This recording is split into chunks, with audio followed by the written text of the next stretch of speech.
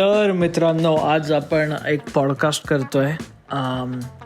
Last सॅटर्डेला मी एक pole post केला होता की म्हणजे शनिवारी तुम्हाला फुल डे काम करायला आवडतं, हाफ डे काम करायला आवडतं का कम्प्लिटली सुट्टी असली पाहिजे. आणि आज मला समहाऊ परत शनिवारी, मला माहिती नाही शनिवारीच का असं होतं आहे, पण मला माझ्या शाळेची आठवण आली जेव्हा हाफ डे शाळा असायची. आणि मला त्यातली एक घटना जी आठवली त्याच्यावरनं मला असं वाटलं की हे थोडंसं शेअर करावं. 2 प्रकारचे विज्ञानाचे शिक्षक होते आणि त्यातले एक जे सर होते ते आम्हाला विज्ञान 2 शिकवायचे. म्हणजे त्याच्यामध्ये आय थिंक बायोलॉजी आणि केमिस्ट्री असं होतं आणि सायन्स 1 फिजिक्स होतं. I think I am saying it right. हे जे सर होते हे म्हणजे I think he had given up on us. म्हणजे त्यांना असं होतं की अरे ह्या मुलांना सांगून यांच्या मागे लागून काय होणार नाही, आपल्याला जे काम करायचं आहे, शिकवायचं आहे ते आपण करूया. आता 2 क्लासेस म्हणजे 2 तास जे असतात त्याच्यामध्ये एक 5 मिनटाचा तरी गॅप व्हायचा, एक टीचर जाऊन दुसरे टीचर येण्याच्या मध्ये. त्या 5 मिनटात आमच्या वर्गामध्ये जो धुमाकूळ चालायचा तो म्हणजे तुम्हाला सगळ्यांना माहितीच असेल. पण म्हणजे साधी पेपर म्हणजे कागदाची पेपर प्लेन्स बनवून ती उडवणं किंवा फुली गोळा, ते काय पेन फाईट खेळणं, इथपासनं भांडण मारामाऱ्या ते सगळं चालायचंच. ते सगळं चालू असताना हे सर आलेले आणि इट वॉज अ सॅटर्डे.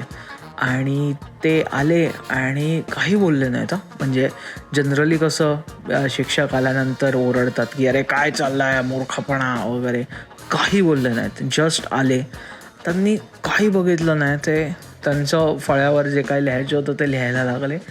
आणि नंतर जेव्हा त्यांना समजलं की आता एक 15 मिनटं झाली आहेत आपण बोलतोय तरी ह्या मुलांची काय मस्ती थांबत नाही, त्यांनी जोरात टाळ्या वाजवल्या just to grab the attention. सगळ्यांनी त्यांच्याकडे बघितलं आणि देन ही वॉज लाईक चला. तर आम्हाला वाटलं चला म्हणजे आम्हाला सवय होती चला म्हणजे आता प्रिन्सिपलच्या ऑफिसमध्ये चला किंवा काय शिक्षा करायला वगैरे. पण सुदैवाने आम्हाला एक माहिती होतं की प्रिन्सिपल सर जे होते ते शनिवारी यायचे नाहीत. त्याच्यामुळे आम्हाला वाटलं की आता काय म्हणजे ह्यांच्या डोक्यात काय नवीन शिक्षा आहे, अशाने आम्ही बाहेर पडलो. आणि त्यांनी चक्क आम्हाला शिक्षा नाही तर त्यांनी प्रयोगशाळेत नेलं. आणि ही वॉज लाईक की प्रॅक्टिकल जे असतं सायन्स लॅबमध्ये करायचं त्याचे जे हेड आहेत ते आज आले नाही आहेत. आणि त्यांची खूप अशी स्ट्रिक्ट हे असते की ती त्या म्हणजे जो एक ठरलेला पिरियड असतो त्या पिरियडलाच ते what you call science experiment practical करायचं. पण मला असं वाटतं की तुम्हा लोकांना अजून प्रॅक्टिसची गरज आहे म्हणून मी तुम्हाला इथे आणलं आहे. What a kind man. So त्या दिवशी मला असं वाटतं की एव्हरीबडी वॉज व्हेरी अटेंटिव्ह की हा माणूस आम्हाला त्या पुस्तकाच्या बाहेर आणून ॲक्च्युअल प्रयोगशाळेमध्ये नेऊन काहीतरी शिकवतो आहे. ऑफकोर्स ते जे आम्हाला शिकवत होते सांगत होते हे त्यांनी आधी पण सांगितलेलं, पण इट फेल्ट व्हेरी स्पेशल. म्हणजे आम्ही सगळे ज्या मूडमध्ये होतो ना की अरे सॅटर्डेला कंटाळा आला आणि म्हणजे whatever we got focused. Basically what I am trying to say is की त्या सगळ्या मस्ती मारामारी त्याच्यातनं आम्ही थोडेसे बाहेर येऊन की हां आता हे काय आहे हे आम्ही समजून घेण्याचा प्रयत्न केला. आणि इट वॉज व्हेरी इफेक्टिव्ह. म्हणजे बाकी आमची काही बाकी विषयांमध्ये प्रोग्रेस झाली असेल नसेल, I am talking purely about exams आणि ह्या सगळ्या संदर्भात, पण त्यांनी त्या दिवशी सॅटर्डेला जे शिकवलं ते आमच्या लक्षात राहिलं आणि we understood the concepts clearly. त्याच्यामुळे 2009-10च्या आसपास असं काहीतरी करणारे शिक्षक खूप कमी होते माझ्या शाळेत तरी. So just wanted to give a shout out to him.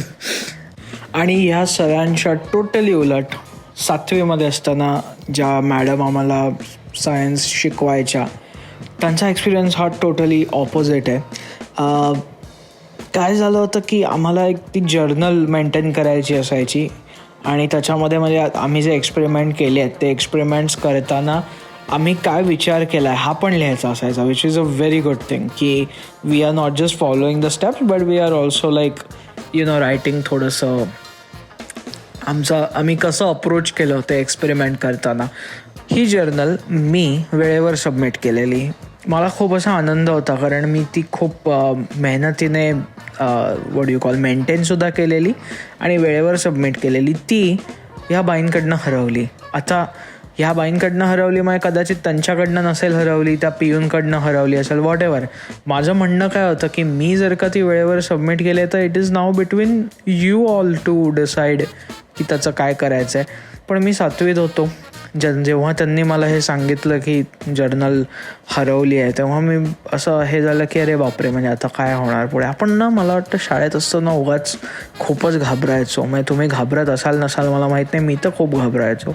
So मी थोडा टेन्शनमध्ये आलो. मग त्या मला म्हणाल्या नाही तुला आता 2 दिवसामध्ये ही नवीन जर्नल घेऊन सबमिट करावी लागेल.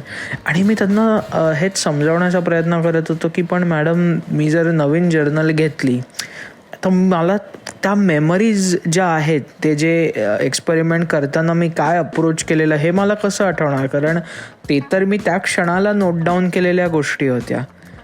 And the solution she gave was very stupid, which I had to follow, की कोणत्या तरी मित्राची जर्नल घे आणि तसंच्या तसं लिही. सो हे पण मी कधी विसरू शकत नाही, कारण मला सर्वात कठीण काम हे वाटलेलं की I am literally copy pasting something. आणि असं नाही आहे की त्याच्यात काही तुम्हाला मार्क मिळणार आहेत किंवा it is saving you in any way. It is like the approach I had in doing a science experiment has been vanished, you know. So I was kind of sad about it, but हां, म्हणजे it's not a big thing now when I look back at it. पण जसं त्या सरांनी शिकवलेल्या गोष्टी आठवल्या तसं हे पण आठवलं. सो म्हटलं शेअर करावं. तर हा आपला आजचा एक आय डोंट नो किती मिनटं झाली आहेत, पण जो काही पॉडकास्ट झाला आहे तो लाईक करा, शेअर करा, सबस्क्राईब करा. आणि मला कमेंट्समध्ये ऐकायला आवडेल तुमच्याबरोबर शाळेत अशा काही गमती जमती झाल्या असतील तर.